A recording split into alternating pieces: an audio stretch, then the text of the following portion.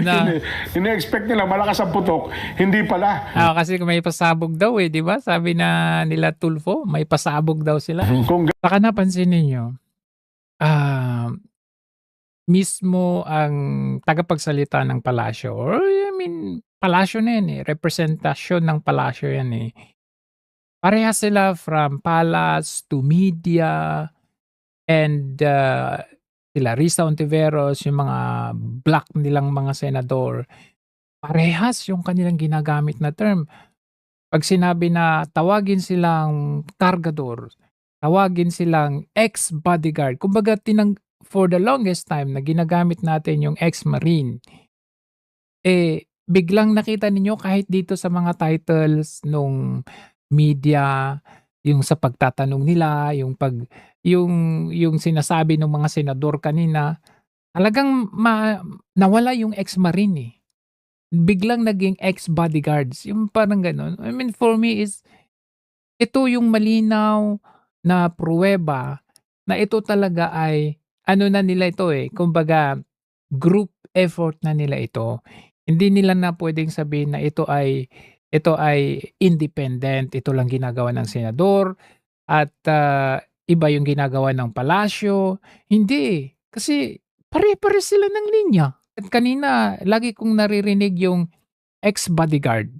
Kung hindi man ex-bodyguard, kargador. O mga gano'n, ex-kargador. Maleta, 18 maleta gang, parang gano'n. ako, Kuya Benny, Sen, 24 na yung abogado na tanungan ko 24 din ang sagot na. Ngayon, namumroblema ako kung paano ko lalagumin yung 24 na. Dahil dami yun, malilito ka talaga. Kasi hihiwalay mo yung dikolor sa hindi, Ito yung sa dikolor, ito yung sa hindi, ito yung sasabihin nito, ito yung sasabihin nito. So, kung 24 ang tinanong mo, tapos hati din, 12 din na abogado magsasabi na ganito, 12 magsasabi na ganito. So, alin ba dun yung susundin natin, di ba? And that is where the Supreme Court will come in or should come in. Kasi 12. Kasagutan na yun, Sen, Pinag-aralan nila yan, tinuturo nila yan for the longest time. Constitution natin. Tapos ibibend mo lahat yung mga tinuro mo sa mga estudyante mo. So yung mga estudyante mo, yung mga susunod na mga breeds ng mga lawyers, malilito na sila kasi ito yung tinuro mo, Ito tayo, 1987 Constitution, ito yung yung mga jurisdiction, mga jurisprudence, ito yung mga section, tapos biglang sasabihin, ay hindi, ito tayo, 1935 tayo. Ito, Cuenco, Abilino, 'di ba? You as a student, ano ba susundin natin? Nalito ang tao, hindi nila malaman kung alin ang kanilang pakikinggan. Alin ba talaga? Sa Senado pa lang. Sino ba ang susundin ng USAA? Sino ba ang susundin ng secretary?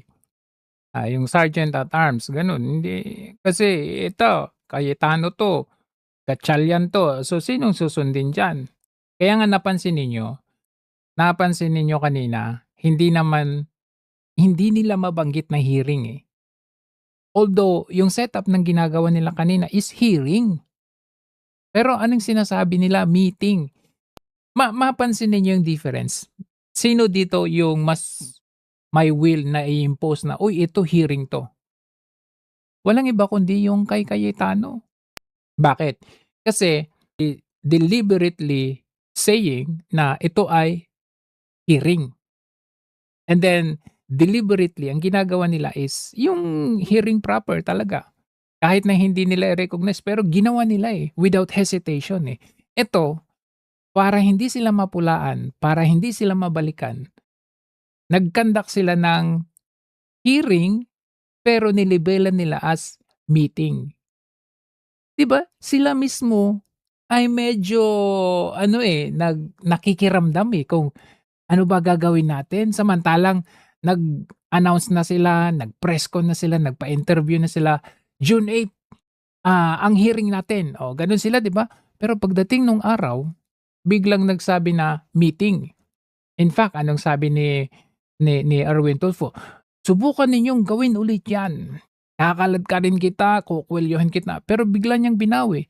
So, naglalaro sila dito ng Cywar. They're trying to do Cywar with Cayetano Black, pero hindi nila matatakot yung Cayetano Black, yung 18 Marines, hindi nila matakot. Sila yung natatakot. And mapansin niyo yung demeanor ni Tulfo ngayon, parang parang lalo na 'pag nababanggit yung Cayetano, nababanggit yung Robin, lalo na yung Robin Padilla, medyo, may karapatan naman si Robin, sabi niya, may karapatan naman si Robin na papasukin ng kanyang bisita. Doon sila na medyo napapansin ko, meron silang mga reservation at meron din silang mga takot din. Pero kung mapapansin niyo yung ginagawa nila patalikod, patalikod. Sasabihin nila, "Oh, siya pa rin naman ang Senate President." Gano'n sila. Pero kung titignan ninyo, dito sa dakdak, sa online or sa press con, sa interview, ang tatapang nila. Pero pagkaharap na or medyo umaatras na sila. 'Pag nasa sitwasyon na sila, umaatras na sila. Patalikod ang kanilang laro. Kita ninyo dito nilagay na Senate President pro tempore, si Gatchalian. Pagpunta natin kay Alan Peter Cayetano, nilagay lang senator. Saan ka nakakita? Senator lang. Tapos dito kay Gatchalian, nakalagay Senate President pro tempore. Nasaan yung title ni SP? Ito pa rin yung reigning Senate President. Pero anong ginawa nila? Tinanggal nila. Galing, di ba? Kahit nga si Zubiri, tignan niyo, meron siyang title, Senate Majority Leader. Ganyan sila magtrabaho. Iyon po ang masaklap na pangyayari ngayon, na merong commotion, chaos sa Senado. Ilaanan nila ng oras at syempre pera. Syempre gagastos sila dyan, aircon natin. Saka syempre pera para gawin yung hearing na yan. Samantalang po, yung ating mga kababayan ay sinalanta po ng lindol. Papasok mo yung kawan. Hiyawan. Fear nila. Siyempre, nasa building ka sa loob ng building. Lord, save us, Lord. Lord Jesus. Oh my God. No! Grabe ako! Guys, huwag ka matakot. Guys, yung estudyante. Kita. Bantay mo, anak. Bantay mo, Diate. Umiiyak na yung mga bata. Uy! Ito kaya ko to pinapakita kasi tinatanong ng taong bayan. Etong sinasabi nila na EDCA. Kumbaga, isa sa kanilang ibinibida kung bakit tayo pumasok sa EDCA na ito is yung humanitarian, di ba?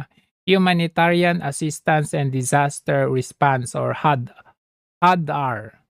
Mas mabilis na deployment kapag may bagyo, lindol o iba pang kalamidad. Pero ang tinatanong natin, anyway, since the start or conception ng na ito, nung EDCA, wala talaga tayong nakita bagyo, flood, pero ito matindi ito.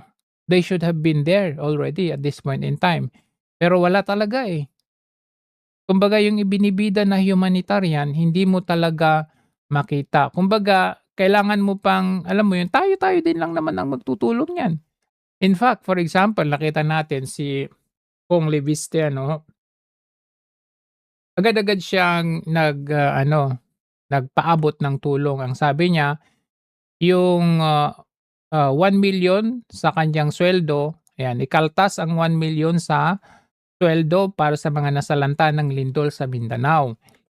Sana sumunod din ang iba at mula sa internet budget ng Kongreso or internal budget ng Kongreso, makabuo tayo ng mahigit 300 billion para sa ating mga kababayan. Kung lahat yan, yung 200 plus na mga congressman na yan at susundan yung ginawa ni Kong Libiste na ito, then it should have been better, no? Kasi hindi na natin antayin pa na lumala pa or magtagal pa.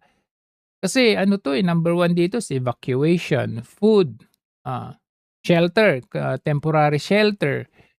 Yan ang pinaka-basic dyan. Ano na naman, kami na naman na mga ordinaryong tao, yung magtutulong-tulong na mag for a cause na naman kami, samantalang ang dami-daming pera dyan sa gobyerno na pwede naman nilang i-release kaagad. May allotment yan for emergency, mga disaster. Hindi yung pagdating ng may mga sakunang ganito, yung mga ordinaryong taong nagtutulong-tulong pa rin sa hulit-huli. Pagkatapos namin magbayad-bayad ng tax, we complied with all of those taxes na inimpose ni taxman para sa gobyerno, para sa sa budget natin. Pero pagdating ng mga ganito, buti nga may mga ganito kagaya ni Kong Libiste na kumbaga is ready na magbigay ng tulong. Kasi kung wala, paano naman tayo, di ba? Ngayon, isa sa kanilang pinoportray, like for example, yung nangyari isang nasira ng lindol na ito ay yung sa Bukana. Matatandaan ninyo na pag merong magandang proyekto, agad-agad nandyan si Marcos Jr. Mag-flex yan na, ito mag-inaugurate yan, ito meron tayong bagong ganito, bagong bridge, andyan ka agad yan sa inauguration. Pero pag merong sira,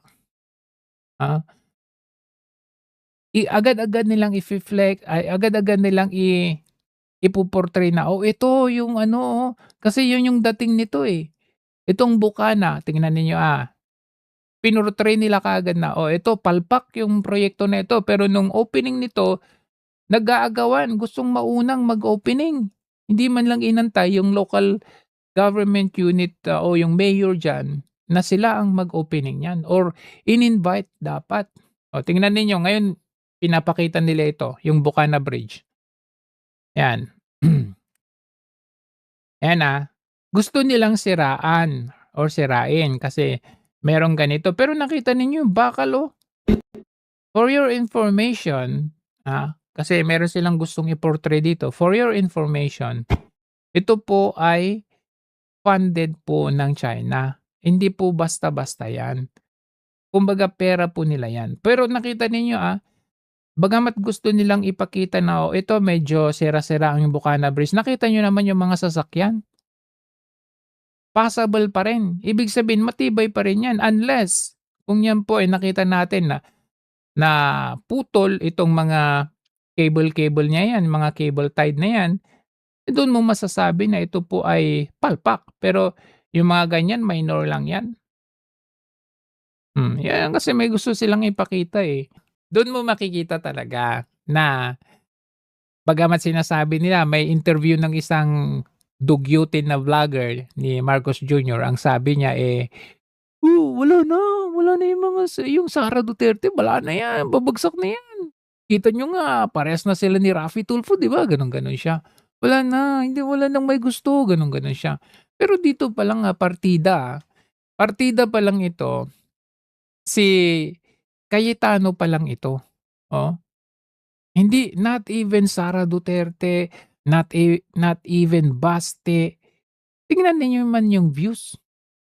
Nung nag-hearing si Alan Peter Cayetano, eto, ginamit pa nila yung platform ng Senate. Senate mismo ang may platform kasi ayaw nilang ipalive sa Senate platform yung kay Cayetano. Pero kung titingnan ninyo ang kanyang viewers, umabot ng peak na 230,000 ang kanyang live viewers. Samantalang si Raffy Tulfo, ang peak niya is 6.3. 6,000 kyaw. Yan lang. Tapos magyayabang kayo. Nasasabi nyo, wala na, mahina na kami. Pero kung tutuusin, wala na. kayo ang pabagsak na. Kaya nga alam na namin na kaya kayo nandyan ngayon dahil yung isa ay sumakabilang bakod dahil sa kanyang kaso. Itong si Chis Escudero. At kung makikita ninyo ay kanyang ibinida. Anong kanyang ibinida? Ayan, ibinida niya na basura ang 3 sa kanyang 5 kaso. At asahan nyo, susunod pa ay yung 2 pa dyan, mababasura din. That only proves na yung paglipat niya ay merong kaakibat na kapalit. Which is, ang kaakibat na kapalit, mabasura ang kanyang kaso. Which, yan po ang hindi pinasok ni Senator Jinggoy Estrada. Nagpakulong siya. For the sake na ma-maintain yung prinsipyo at credibility sana ng Senado. Pero anong ginawa nitong si Chis Escudero? Sabagay, hindi ko rin naman masisisi si Chis Escudero. Alam niyo kung bakit? Baka kasi pag nakulong siya, baka kasi magkita ulit si Jan Prats at saka si Heart Evangelista, abay, bembangin. Baka magaya kay Win Gatchalian na habang nasa plenary session itong si Win Gatchalian, binebembang pala nung kasamang artista ni Bianca. Ayun lang. So, siguro sa anggolong yun, siguro may intindihan natin. Pero alam mo naman, pansarili mo yan eh. We're talking about para sa bayan, para sa bansa. Pero syempre, yan, ginawa niya, kaya nagkaroon ng commotion at chaos sa atin. Kaya sila, alam mo yun, yung to the point na kahit isa sa napangalanan, itong si Bendalong, you would imagine, kasama ka doon sa mga pumapaldo, tapos ikaw yung hahawak sa Blue Ribbon Committee. So, it's a conflict of interest. Madali lang sa'yo na i-contempt yung mga 18 Marines, kagaya yung ginawa nila kay, pangalan nito, si Curly Discaya. So ngayon, ang nangyari kay Curly Discaya, he has been detained dyan sa Senate premise until na merong warrant of arrest ngayon, kaya nilipat at inilabas na siya from Senate to sa piitan. Kasi nga, may warrant of arrest na siya. Ngayon, nagsalita na si Curly Discaya. Anong sabi niya? Dinetain ninyo ako dito sa Senate for the longest time, hindi ako makapagsalita. Kung alam ko lang na itong, ilan ba yung na-mention niya? 15 ba? 15 ba o 18? 20, mga ganun. Well, kung alam niya lang na yung 18 pa lang na ma-mention siya is makukulong siya, hindi na sana siya nagbanggit. So, paano pa kaya yung 100 plus? 150 plus? Ang dami pala. Ang dami pala niyang pwedeng banggitin. Pero, sabi niya, hindi na siya magpapadala ngayon at pangangalanan na niya yung 150 plus na yan. Yung meeting nila with Matibag, you would imagine, pupuliduhin mo muna, mag-uusap muna tayo para hindi tayo magkamali sa ating script. Saan ka nakakita yung resource person mo? 1 minute suspension, ganun sila. Si Erwin Tulfo, 1 minute suspension para mag-usap kayo ni Matibag. So, syempre, kailangan mo na nila mag-meeting. Ayan, si Matibag. Matibag with the senators. Pwede pala yun. Pwede. Diba? So, ano sa kanila pwede. Yung script natin? Pwede, man. Ano yung pag-uusapan ninyo? Ba't kailangan yung mag-usap-usap ng ganyan? Diba? Ayan. Yan sila lahat. Pati si Tulfo. Siyempre, kailangan nilang paghandaan ang script. Anong pag-uusapan nila? Mas maganda. Binibintang nila sa 18 Marines, Cayetano, Marcoleta, na pare-parehas daw, may script daw sila, dinidiktahan daw, sinasabihan. Pero tingnan ninyo ito, hindi ba ito pag-uusap? Hindi ba ito may script? Halatang halata. Bakit? Ano yung kailangan yung pag-usapan ni Matibag? Sige nga. Paano natin ipapasok ang kanilang kasinungalingan, o ganon. O, ito po. Yan. Bakit kailangan may ganyang meeting? Ba, very attentive na sila, oh. Kasi interest po nila yan. Pero kapag hindi nila interest, mag-walk out yung mga yan. Oh. Andyan po sila, oh. Ang mga senador na mga bayaran at maleta. Meeting with Matibag. Bago ang hearing. So yan po ay ginagawa nila kasi malapit na yung 2028, double time na. Kukulangin talaga yan sila ng time. Kung hindi nila mapabagsak si Sara Duterte, may susunod pa kasi niyan. At sila mismo alam nila yan. May susunod yan. Either si Baste, Pulong, yung mga susunod. Kaya anong ginagawa nila? Double time na sila. Siguro yung ibang tao. Pero yung mismong aligasyon na po ng nangyaring krimen na nag-deliver sila ng pera directly, yun po dapat yung alam nila. Hindi po nila alam kung talagang yung laman ng maleta ay pera. The presiding officers of that conference were coaching and leading the resourceful persons. Pag medyo nagkakamali, siyempre, inaayos ng mga presiding officers ang testimonya. Ito po ay walang basihan, walang katotohanan, ni wala 'Di ba? Pansinin niyo, pare-parehas sila ng sinasabi. Double time. ang naipresentang dokumento, resibo, o anumang konkretong patunay, kundi puro salita lamang. The so-called Blue Ribbon Committee hearing conducted last Thursday, June 4, was illegal, void ab initio, and had no binding effect. I actually would not want to dignify parang siningit lang doon sa salaysay. But nevertheless, I'm here to listen, Mr. Chairman. Thank you. So, sa kahit anong investigasyon, dapat ebidensya ang mangibabaw, hindi kwento lang. Yan pong gusto sana nating alamin ngayong araw. Pero ang 18 ex-bodyguards, hindi po sumipot. Sinungaling. Sila po yung pumigil. Nakita nyo naman, pinigilan nila yung 18 Marines. Wala daw silang QR code.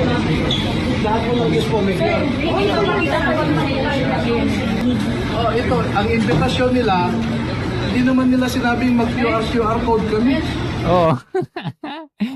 Hindi sinabing mag-QR code. Dapat may instructions yan para alam nila. Tapos pagdating, wala kayong QR code. Paano natin, saan kukunin yung QR code? Tingnan niyo, the Vice Chair, or magtatayo kami ng subcommittee, kaya pag-uusapan niyo sa floor, Tatayo daw ng subcommittee. Pero nung Cayetano yung gawa ng subcommittee sa Blue Ribbon, sabi nila bawal daw yun, ang constitutional. Ngayon kinakain ninyong Senator pinagsasabi. Kiko to handle it. Itong flood control. Ang problema kasi, wala tayong katapusan itong investigation. Naibigay na pala ni Senator Ping yung kanyang report sa ombudsman. Kaya may mga Diba? Saan kayo nakakita? Ina-acknowledge na ng ombudsman yung report na partial. Lahat pala possible under this administration. Basta papabor sa kanila. Kahit partial yan, kahit yan ay kahit iisa lang yung witness, 'di ba? Lagi nilang sinasabi dapat corroborative evidence or corroborative statement. Kahit mag-isa lang ni Madriaga, pasok sa witness.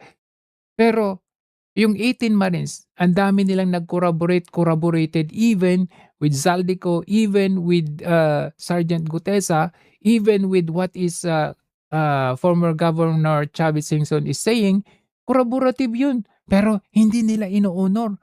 Hindi nila pinadalo or in-invite si Chavez Singson. Pero sa kanila, kahit isang witness, kahit partial report yan, kahit chismis yan, pwede.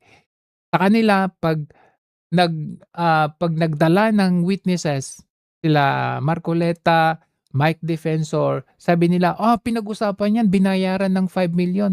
Pero sila, nag-meeting kuno sila kanina, nag-usap-usap yung mga senador, kasama si Matibag. So, sino talaga may script sa kanila? Kitang-kita mo talaga, yung mga bagay na ginagawa nila, ibinabato nila sa atin. When in fact, they are the ones obviously doing that particular na kanilang mga akusasyon. Ngayon sila pa yung may guts, sila pa yung may kapal ng pagmumukha na mag-file ng kaso. Di ba? I mean, imaginein mo, kaninong pera ang gagamitin mo sa pag-file ng kaso? 18 Marines, we're talking about 18 Marines, ha? Ang dami po niyan. Hindi po basta-basta yung babayarin dyan. Kaninong resources ang gagamitin mo dyan? Erwin Tulfo. Yung pag-uusap ng mga senador with Matibag, alam na natin na sila po ay nagda-double time na. Kailangan nilang ma-implement ito kasi alam ninyo ang susunod nilang gagawin. Kaya medyo ang ginawa nila is meeting. Meeting mo na yan kasi nadadala sila doon sa possibility na mababalikan sila or alam mo yung magiging unconstitutional, maging illegal. So medyo alam nila yung ginagawa nila, medyo umaatras sila ng konti hanggang sa may susunod na babaliktad. Pag may babaliktad na, hindi na tayo magdidebate sa 12-12 na yan. Kasi may 13 na sila. So yun ang inaantay nila sa ngayon. By the way, kumusta na pala si Joel Villanueva?